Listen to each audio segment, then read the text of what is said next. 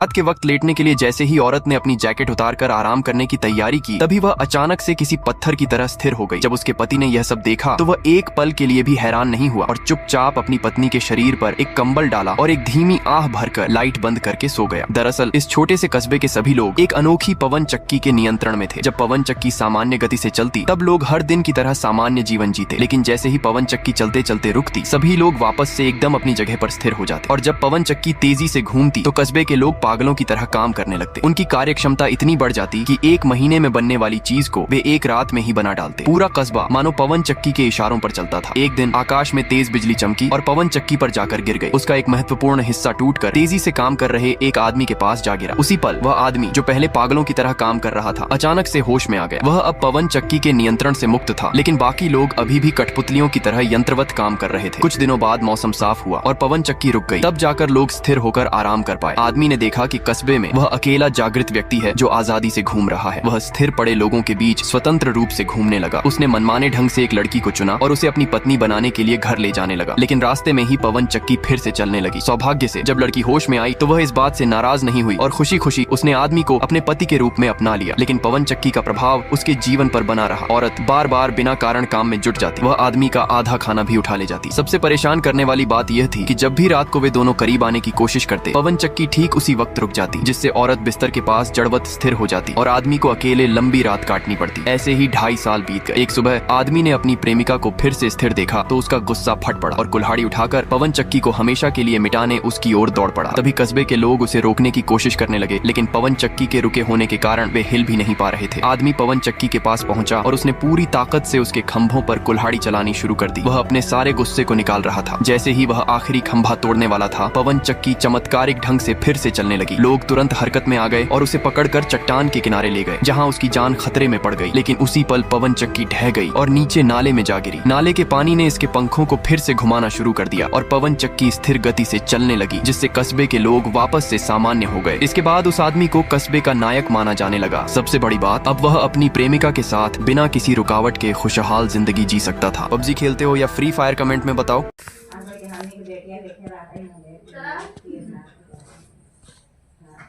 रात के वक्त लेटने के लिए जैसे ही औरत ने अपनी जैकेट उतारकर आराम करने की तैयारी की, तभी वह अचानक से किसी पत्थर की तरह स्थिर हो गई। जब उसके पति ने यह सब देखा तो वह एक पल के लिए भी हैरान नहीं हुआ और चुपचाप अपनी पत्नी के शरीर पर एक कंबल डाला और एक धीमी आह भरकर लाइट बंद करके सो गया। दरअसल इस छोटे से कस्बे के सभी लोग एक अनोखी पवन चक्की के नियंत्रण में थे। जब पवन चक्की सामान्य गति से चलती तब लोग हर दिन की तरह सामान्य जीवन जीते, लेकिन जैसे ही पवन चक्की चलते चलते रुकती, सभी लोग वापस से एकदम अपनी जगह पर स्थिर हो जाते। और जब पवन चक्की तेजी से घूमती तो कस्बे